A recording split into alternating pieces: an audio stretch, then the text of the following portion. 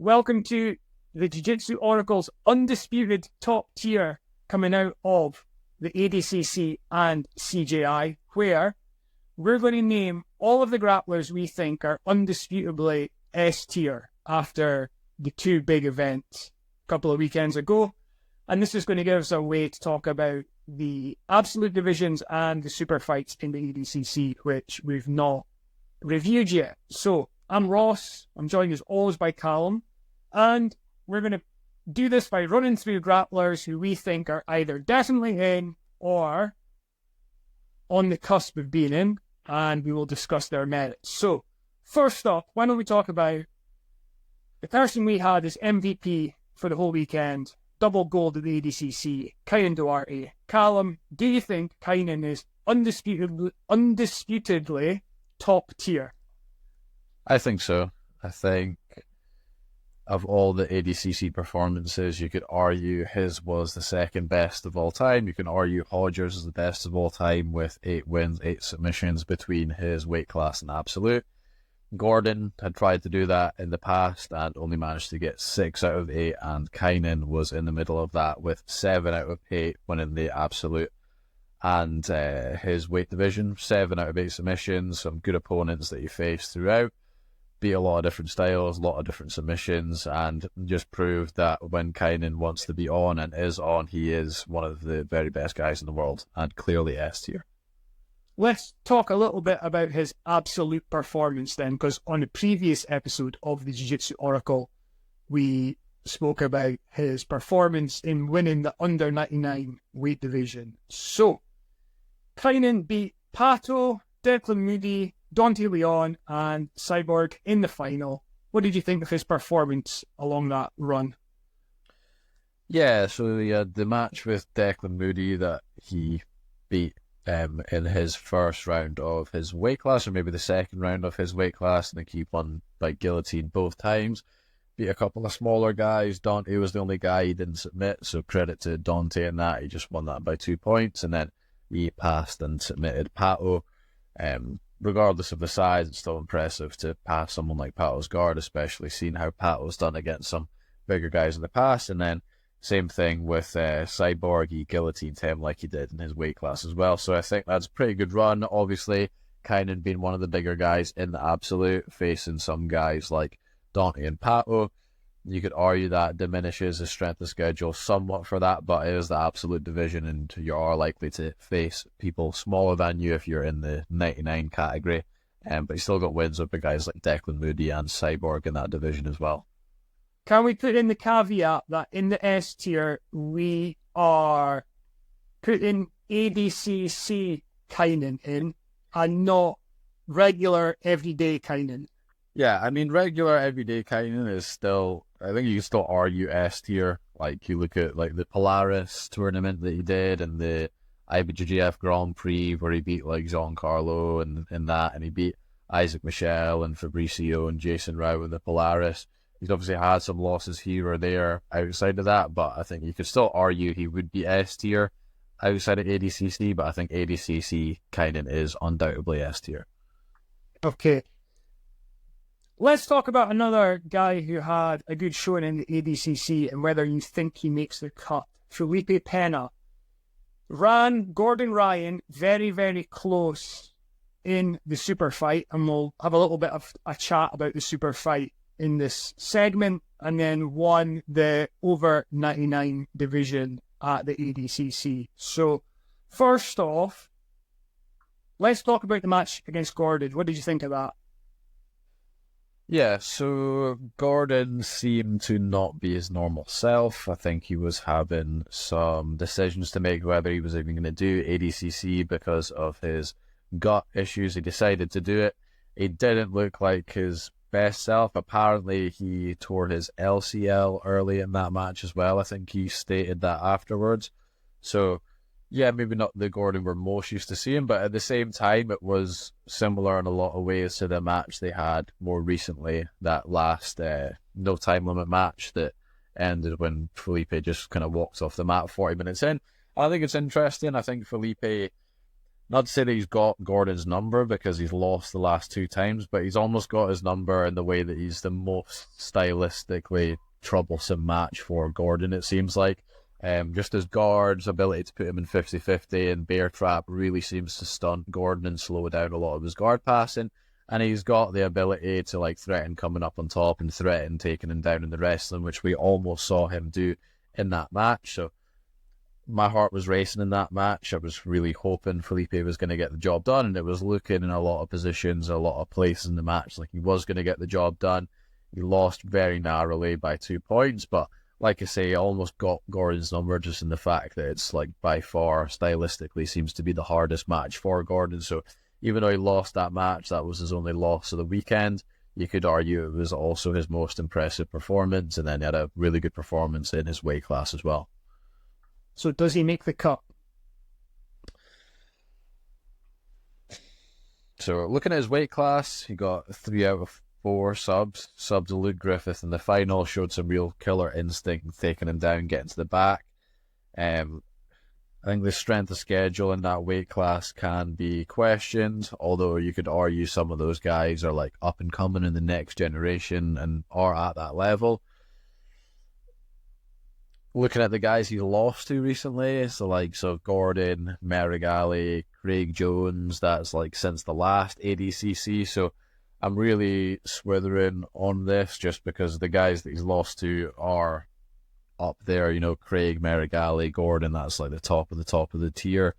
And then he's beat Nick Rodriguez in a close decision, so I'm kind of swithering either way on this, to be honest. What's your thoughts on where to put him? I'd have Felipe in.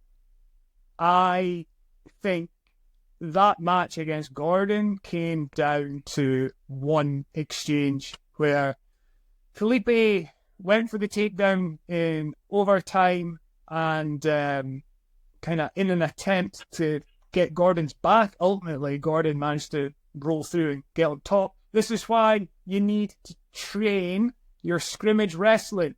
So Gordon's right in the fact that for submission grappling, wrestling's not just about beat on the feet and try to take someone down. Like, the whole sequence continues until someone ultimately ends up on top, and Gordon's very, very good at doing that. The way Felipe's guard has stood up on more than one occasion now to Gordon's passing is amazing. In their previous encounter, which went 40-odd minutes before Felipe decided that he didn't want to continue the match anymore, he managed to keep Gordon at bay with his guard, and Gordon's passing pretty much melts everyone else. I think his wrestling looked better against Gordon, Felipe, and he, although he used Turtle well in the regulation period to get back to guard and ensure that Gordon wasn't going to score on him when Gordon got the better of a wrestling exchange.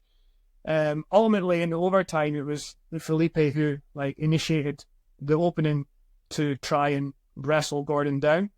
I think it kind of comes into the same category as Kaynan a little bit, in that I think there are definitely tournaments where these guys show up and you get the absolute best of them, and then I think sometimes they might take matches when, maybe they're not quite as focused on that tournament, or maybe their training's been a bit different leading up to it, or even the tournament itself doesn't motivate them as much. I think also full credit to Felipe for taking these matches against Gordon, because he could just say, absolutely not, I'm beating you twice, or after their third match, it's 2-1 me, I don't have to do it again. But he's done it more than he's needed to. I would imagine he's been rewarded financially for doing so, but fair play for taking the matches, because I don't know if Gordon would be so gracious if he had a record that someone was really, really wanting to then agree to do matches. So again, I think right now, today, off the back of the ADCC, off the back of winning his weight class, off the back of running Gordon really, really close, I would have Felipe in S tier for the next stage. We'll see what comes up next for him. Thereafter, this category, this tier list can always change. Guys move up, guys move down, guys come in, guys go out. So, what do you think about Felipe? To make it like a definitive answer, are we going to put him in or put him out? I'm like arguing the case for, but I can be persuaded. And you're kind of like arguing, you're not sure, but you can be persuaded. So let's make a call either way. S tier's fair. Okay, S tier's fair for Felipe. He's in. Right. Good stuff. Let's talk about Gordon. Seems he's come up there, right? And we've mentioned the match against Felipe, which he ultimately won 2-0 on points. Also in the weekend, he faced Yuri Shimois, who was the previous absolute winner. Gordon, the reigning super fight champion, was always scheduled to face Felipe. The Pena match was just, I guess you call it, a bonus, a way for Gordon to try and win another medal. Call it what you want. But we'll talk about Gordon, and we can talk a little bit more about that Yuri match, and then we'll say what we think of Gordon's current place in the jiu-jitsu landscape. So first off, the match against Yuri, what did you think? Yeah, both matches, again, can argue it's the worst we've seen Gordon look in a long time, but at the end of the day, he did win both of those matches. Looks more impressive against Yuri, I thought. That's obviously because of the score. It was 2-0 against Pena and 21-0 against Yuri. It looked very much like the performances we've seen against people in Who's Number One, where he kind of just passes them over and over again, controls them in a bunch of different positions, and then usually gets the sub at the end. He wasn't able to do that this time around, but overall still looked very dominant. In the Felipe match, I mentioned that was very close, but we're putting Felipe in S tier, and someone that beats Felipe and that didn't lose a match that weekend, you would assume goes in S tier. And obviously Gordon was S tier, not only S tier, but probably the most S of any grappler in the world right now. And then to go into a weekend where, yeah, you didn't give the best account of yourself, but you still didn't lose, I don't think you can justify dropping someone from S tier to a tier below. Yeah, last loss against Vinny in 2018. Gordon's come out after the event and said the matches he's interested in are 2 against Vinny, because he wants to ultimately end up with a winning record against Vinny, should he win both those matches, and 1 more match against Pena, because he wants to be up 3-2 in their series. So we'll see whether he gets them. We know that there's one person in particular who's gunning for Gordon, in Nicky Rod, who has made a challenge to Gordon that we'll talk more about later on when we get into the Nicky Rod section. I thought, like, as under par maybe as Gordon looked, like in not being at his absolute best, and you kind of expect to see the absolute best of Gordon at the ADCC. While Pena, did really, really well, the match against Yuri was like totally one-sided up until maybe right at the end, where Yuri had a footlock that Gordon didn't really seem that bothered about as time kind of expired, and then Gordon thought afterwards, or maybe I should have been a little bit more bothered about that because my leg's a little bit sore now. But I think as well, in that match, Gordon obviously racked up a heap of points on top, just passing, getting put back in half guard voluntarily, I think, retaining upper body grips, passing again. There was a couple of times in the match where he went for a submission and Yuri was able to escape. And I think, had it been, full credit to Yuri, first of all, for escaping, and this is only guessing, but had it been peak Gordon, who'd had an amazing training camp and hadn't hurt his knee the match before, etc., would those submissions have happened? And then would we be looking back on this as a thoroughly decisive win for Gordon? Maybe. We don't know. We're just guessing. But I think that second day was still super impressive. in terms of like the score he racked up and the control he had in the match, other than like he lost a couple of sub opportunities along the way. But it's going to be interesting to see what Gordon does next. Like, he's kind of suggested online that he might be taking a bit of a break, sorting out some health problems that seem to be continuing to dog him with his stomach. And then, you know, he's only really interested in a couple of matches right now in the future. So we'll see what comes of Gordon. But yeah, I mean, he's S tier. He's like the most dominant male grappler in the world just now, and won those matches. So absolutely. Let's talk about a couple of Gordon's teammates who we're going to have a debate over whether they make the cut or not. So first up, Giancarlo Bodoni, who won the under 88 category at the ADCC for the second time. Yeah, with Giancarlo, obviously got the win again in that division. Lost a couple matches in the absolute, lost to Cyborg and lost to Dante. I personally thought he won the match against Dante. It went to a decision and they gave the nod to Dante. I personally would have gave it to Giancarlo, but he still lost at the end of the day. It's difficult with Giancarlo. We'd mentioned when we did the tier list, if it was a different tournament with the same guys, we might rank him A tier. We obviously ranked him S tier. We just thought he's shown in ADCC that he is very capable, with the likes of who did he lose to on Who's Number One, or was it the Grand Prix Guillotine Man? I always forget his name.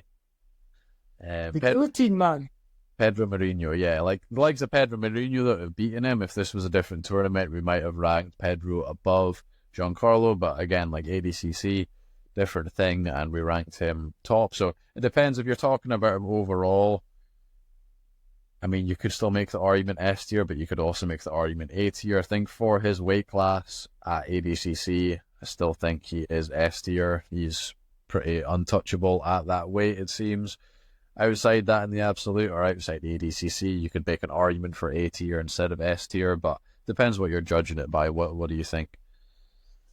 Yeah, I think under 88 ADCC, absolute S tier. Outside of that, I'd go very, very high A, which is a really high ranking to have in the grand scheme of things. But yeah, a couple of losses in the absolute, and then like a bit more variability in his results outside of that division. Although, like, I think Giancarlo is like hyper focused on the ADCC title, and that's like what he really, really wants. So it's understandable why there might be a bit of variability in performance. But I just think, yeah, I'd have him really high A outside of like this top tier. I think we have to be a little bit selective. Selective's a good word, Calum. Well done. Because it is the absolute upper echelon of the elite world class grapplers in the So I think, yeah, Bodoni, I'd have him high A. Bodoni's teammate, Meregali, where'd you put him? I think he was clear S tier before this. Now, had Meregali been a very humble, likeable guy, and he came into ADCC and received a freak injury, I think maybe myself and other people would be a bit more forgiving and say, oh, you got a freak injury, he's in S tier, but the fact that he was so brash and quite unlikable coming into this is going to sway my opinion. But also in that match that he got injured in, he was losing the match. Like, that was the second time he'd gotten taken down with a big throw. He was having no luck with the wrestling of his own, no luck from his guard, and the kind of talks he was given before the tournament of how dominant he was going to be. I think he said he was calling out specific submissions and he was going to get 8 out of 8 subs. So all of that to then have that performance in that match, and obviously it was a freak injury. Like I say, had he been a bit more of a likeable character, people might look upon his performance not so negatively, but I would drop him down to A tier. He's still not won an ADCC or CJI title, so put him in A tier. He can very well bump back up to S tier once he recovers in a few months' time and has another impressive performance, but I think all the brashness and arrogance going into that tournament to then have that result, I would drop him down to A tier. I think a couple of things on that. First off, Meregali posted that he's facing about 5 months out now to recover from the injury. So wish him all the best in his recovery. I mean, it's great to have him around. He is an amazing grappler. I understand your point of view that his posts on social media kind of like didn't go down so well running up to the competition, and ultimately not winning, having said that you were going to do double gold, and like having declared that you'd already won double gold pretty much. Yeah, I mean, you need to deal with the consequences of that if you're going to post stuff like that and then it doesn't go your way. You need to openly accept the kind of backlash you're going to get from that. Yeah, but like taking the character side out of it, I think the match against Pixley definitely exposed some areas that need improvement in the no-gi game. And yeah, he was second best on the feet, but ultimately, like, he couldn't really get his guard game going either against Pixley, who is a good grappler. Could argue a great grappler, but, you know, not going to be in consideration for A or S tier on this list at this time. He may get there in the future, but I think, like, if you're making those bold proclamations and you've got the aspiration to be among the absolute elite, like, their matches you need to be winning. So I agree. I think, like, I'd have had we had a S going in. I think, like, high A after the tournament is fair enough. Let's talk about another guy who had a shock result, but over at CJI. Victor Hugo lost to Lucas Kennard. We had him pegged S tier. We had him as the guy we thought would win because we had him and Nicky Rod making the final, and based on their last match, we thought Victor would be, you know, the guy to back. But what do you think about Victor coming out of CJI? I think Victor is still lacking that CJI or ADCC title. Had some very impressive individual wins on certain shows that you could argue put him in S tier. I think same as Meregali, I think bumping him down to A tier would be fair, but I think it would also be fair with another impressive outing at a tournament or a super fight against maybe someone that's in S tier, maybe someone the likes of Kaynan, or another win over Nicky Rod could easily bump him back up to S tier. But I think for the meantime till then, dropping him down to high A tier would be fair. Or maybe in some proclamations he wouldn't have been in S tier to begin with, and keeping him in A tier would be fair. But yeah, I would say not S tier at the moment, just given what's happened in the past couple of weeks. Okay. And then the man who won the $1 million for the over 80 category at CJI, Nicky Rod. Yeah, I think Nicky, you know, came so close the 2 times at ADCC, 2 silver medals coming up to this weekend that's just passed a couple of weeks ago, and obviously struggled to get the gold. He's won a lot of other tournaments on like super fight things such as EBI and other things here and there. We won a lot of individual super fights against the impressive guys, beating some of the guys in S tier, the likes of Felipe Pena that we discussed. However, no, I think he was pretty either way, whether you would put him in S or A tier, but I think coming out of this weekend, I think S tier is fair. You can argue that the people he faced in that tournament could argue that isn't the best strength of schedule, but regardless, the people that were in that bracket overall, regardless of who he ended up facing individually, still impressive to come out of that with the win in that tournament. And I think, yeah, S tier for now. If we see some more inconsistencies, he could potentially drop to A tier, but I think S tier for him at the moment would be fair. And he challenged Gordon to put up $1 million of his dollars, and Nicky Rod would put up the $1 million that he won at CJI. It'd be a $2 million purse. The winner takes it all. But I think it's unlikely that that match is going to happen. It doesn't really seem that Gordon fancies it. He's not said anything about it. He's posted that he's only really interested in facing Vinny and Pena, and then even then it looks like he's going to take some time out. I think I heard Nicky Rod saying he's been hit up by various promotions for matches, so we'll see what happens, is there anyone, because we're focused on the over 80 guys across CJI and ADCC at start, is there anyone in amongst all that group that you would like to see Nicky Rod face off against? Yeah, obviously Gordon. Could see another one with Felipe. They've had a couple of matches that went either way the past few years. Kaynan would be one that we've not seen in a long time. Kaynan beat him back in, was it 2019? And then shortly after, I think they had another super fight where Kaynan beat him by heel hook. But since then, which was quite a while ago, about 5 years, we've not really seen a match between those two. And given that they're similar weight and they're both top of their game, top of the sport, it's surprising that they've not been matched up against each other since then. So I think given the evolution in both of their games, that would be an interesting one to see. When he recovers, Kaynan versus Meregali, again, that would be another match I'd like to see. I agree. Kaynan against Nicky Rod is the match to make right now. Nicky Rod, CGI champ.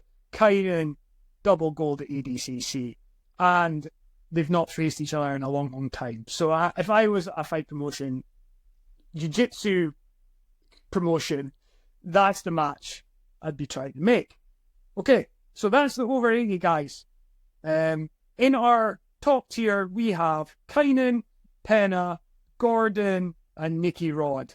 Okay, let's talk about the women, because one of the most dominant athletes across the weekend was Adele Fornarino at the ADCC. Has she shot herself into S tier?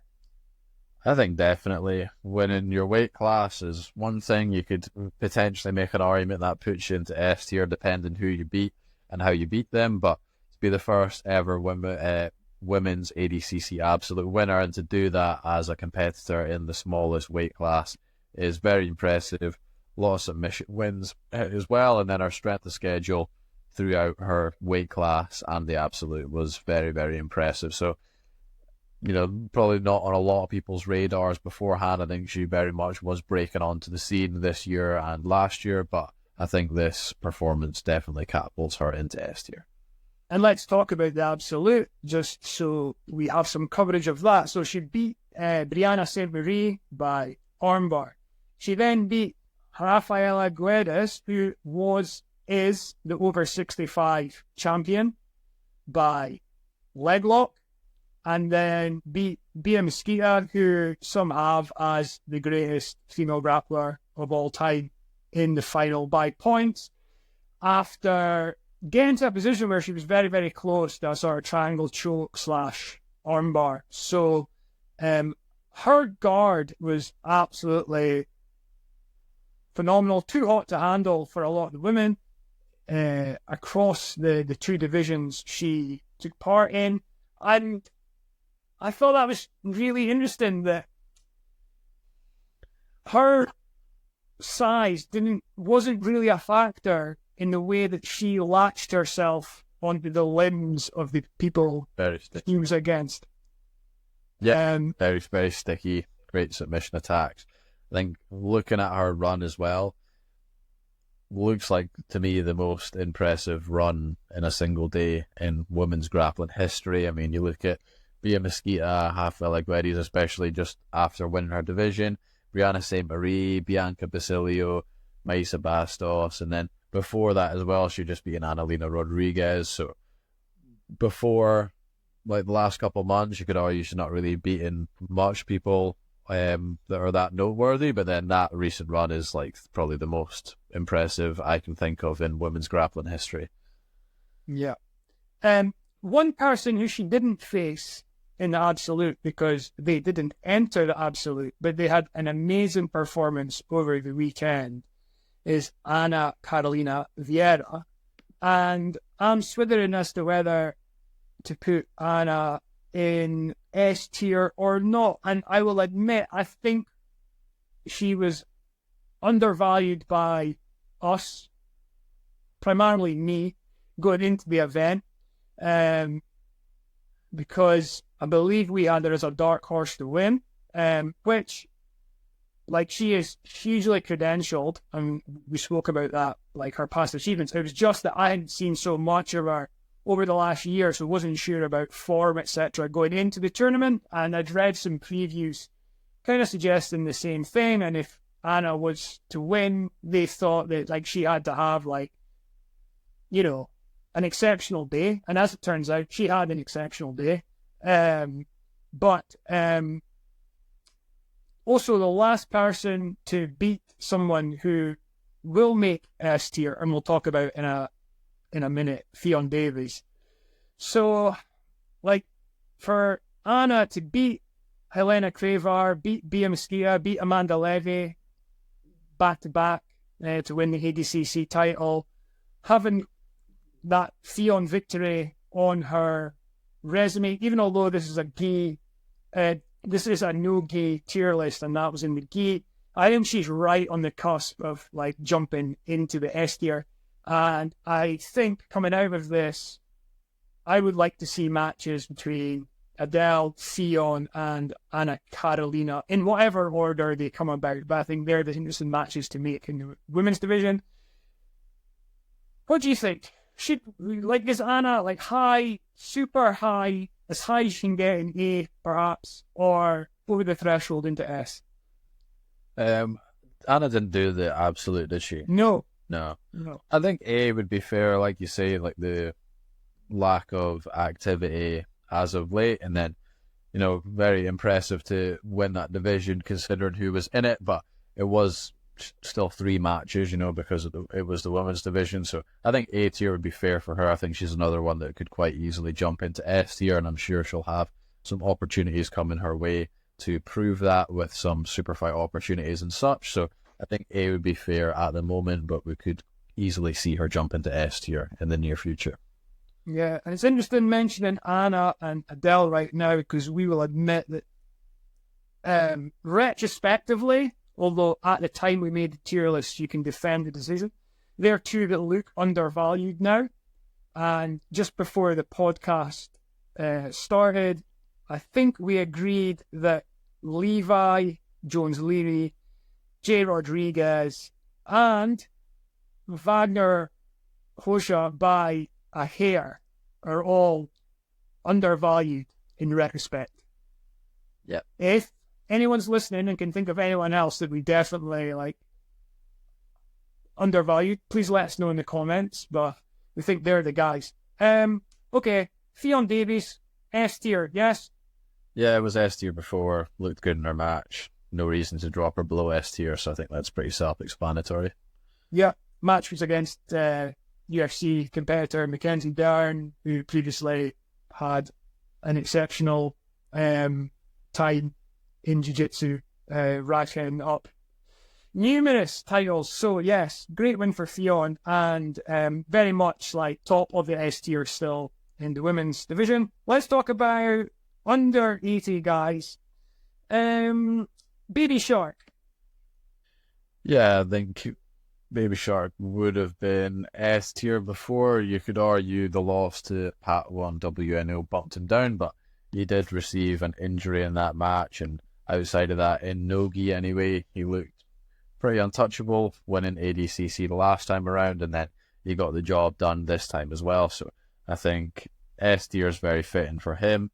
Probably don't see maybe quite as much opportunities as other guys in other weight classes to face the likes of other ADCC champions and win other titles, because he is a smaller grappler, but, you know, in that weight class, around that weight, he has shown himself to be pretty untouchable, I think. So remaining in S tier would be fair. The guy he beat in the ADCC, Diego Pato. Yeah. I would actually keep him in S tier. Even though he lost the final, my justification for that would be it was probably the most stacked division at ADCC. He had a very impressive run, beating Ash Williams, Ethan Krellston, and Owen Jones, who was on fire that day, back to back to back. In the match with Baby Shark, I thought it was a very winnable match for him. Quite disappointed to see him make some tactical errors early in the match, pulling guard twice in the beginning period of the match, which maybe led him to rush things. All credit to Baby Shark for taking advantage of that and passing his guard and submitting him, but the first half of the match, Pato looked really good. And before that, he just had such an outstanding couple of years, both in the gi and no gi. Beat Baby Shark, even though there may be controversy with the injury. And then he beat Dante Leon as well, who was coming down in weight. So like very impressive last couple of years, given how competitive that weight class was at ADCC. I would argue to keep him in S tier. Okay. Mica Galvao.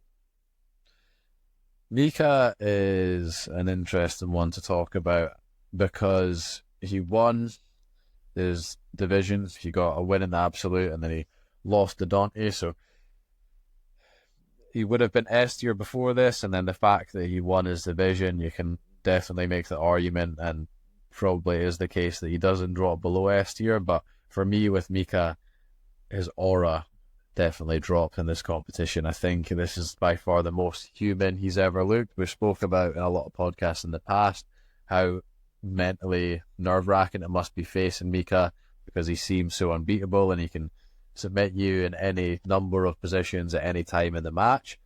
He got submitted by Kade last time around at ADCC, but that is Kade, so there's no real shame in that. However, in this competition, by 3 different guys that are within his weight class, he was taken down, he got his guard passed, he got mounted, he also got submitted, not by all in the same match, but by 3 different guys that are competing in his weight class. That sort of things happened to him. So I think in future, he's going to have to, work hard to kind of build back up that aura of invincibility. I think that's been shattered for now, and that might open up some opportunities for guys to come into the match a bit more confident against him. Regardless, he got the job done. Personally, with the match with PJ, I think you can make a strong argument that that decision could have went to PJ. Take down, guard, pass, and mount versus back take from Mica. I think you can make a strong argument that PJ won that match. He got submitted by Dante in the absolute, and Dante is in his weight class. Got the job done regardless, so I'm really struggling with Mica, to be honest. What are your thoughts on this one? Super Grand Slam champ, won his ADCC weight class. I don't know why he entered the absolute. Baby Shark entered it as well, so maybe there's something within the team that they want to do it. But I think based on the titles he's racked up this year, definitely S tier for me. Yeah, had a heck of a year. It must be super draining. Coming back and doing major after major, going for the Worlds in the gi, which is a huge tournament that some guys will just peak for, knowing that they're not going to do no gi, but Mica is going to peak for the ADCC as well, not that long after. I think it's a big ask. He's become the youngest ever grappler to do it, only the second grappler to do it after Venia. I do agree. Along the way, I think he has lost a little bit of aura. We saw him at one of the majors, can't remember which one off the top of my head, but nearly get footlocked in an early round, and I think that kind of compromised his performance thereafter. Don't know whether it's damaged enough to still be a problem for him. But I think definite. For me, I've got him S tier, but we'll see going forward what he does. I wouldn't be surprised if he takes a little break, just because the amount of load that he's had recently. Because we're talking about the absolutes, the finish by Dante on Mica was one of the highlights of the absolute. So feel free to talk a little bit more about that if you want, and were there any other highlights that you saw, male or female, that are worth bringing up now, just because we're touching on the absolutes in this episode. So the finish, first of all, anything insight as to that? You're speaking to the viewers in the comments.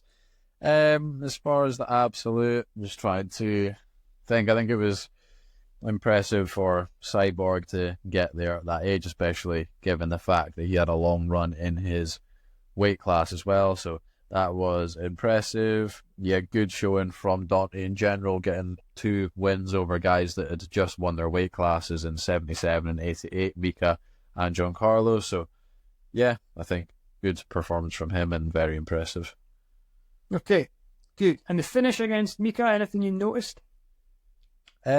Not really, quite a sideways angle, it looks like, similar to Jasinski versus Jess Hugh, but nothing really too groundbreaking with that. I think just good timing catching it and good finishing mechanics. Good. And like another reason why I think like that loss in the round to Dante is against someone who we had at A tier going into the event, and we'd specifically, you had said before you thought if anyone was going to beat Mica, that Dante had a good chance to do it. So it's not like the worst loss to have on your resume. You know what I mean? Well, like Dante having the one match, and then Mica having 4 matches before that. Well, more than that, it was probably more like 5 and 2 considering their absolute matches. But just given the point that Mica won the division and Dante was put out first round, obviously Dante's going to come in a bit fresher. That could have been a potential factor as well in that match. Yep. Now, 2 guys left to talk about. The Ruotolos. Let's take Kade first. S tier? Yeah, I think he was S tier before. Won ADCC last time around. Since then, aside from one match in the absolute division in the gi at some random tournament in Texas or something, I don't think he had lost a single match. Very impressive resume of who he did beat in the time between ADCC and this CJI. And then, yeah, he won CJI in probably the most stacked division of all time. So I think putting him below S tier doesn't make any sense at all. I think still clear S tier for Kade. Yeah, and in the next edition of the Jiu Jitsu Oracle, we'll have a preview of Kade's match against Mikey Musumeci. Cade won the $1 million at CJI, just in case anyone's been under a rock. So his brother, Tye, was who I believe you chose to win the final should they play each other. Yes, make it through and do that. But Tye got beat by Levi Jones-Levy, who had a breakout performance, and I don't think we're the only ones that didn't value him as high as what he turned out to achieve on the day. But Tye Ruotolo, interesting case, was definitely S tier going into the event. Is he still in that category? It's difficult because he obviously picked up that injury. We talked about Meregali. I think Tye's a much more likable character and wasn't given the same brash statements before. I think he was S tier beforehand. For him, I would probably just put him in limbo between A and S tier and just see how he does in his next performance. He still gave a really good account of himself in that first match. Very impressed to see him stand against his opponent, who was clearly the more credentialed wrestler, and still managed to find a way to win without pulling guard in that match. So that was very impressive and very good showing just for all of Jiu-Jitsu for Tye to do that and not just pull guard against that particular opponent. And then even though he did pick up an injury in that match, he still looked really good against Levi, who on that day was one of the best grapplers in the world. So I think hanging around S tier, maybe limbo between the two, and just see how he does in his next performance. It was Jason Nolf, yes, in the first round? Yeah, the name is... Yeah. I think you had a good way of phrasing this before, and I don't want to steal the glory. Yeah, he's in purgatory between A and S tier. And what was the other way you phrased it? He's both A and S tier at the same time, while being neither. So we'll wait and see until we open the box and see his next performance. The audio cut out there slightly for me. So you said Schrodinger's Tye. Schrodinger's Tye. Yeah. Easy for me to say. Yes. So I think that's a good. I'd have him like on our S graphic. Like I'd have him right at the end right now. Yeah. I think let's keep his face on there.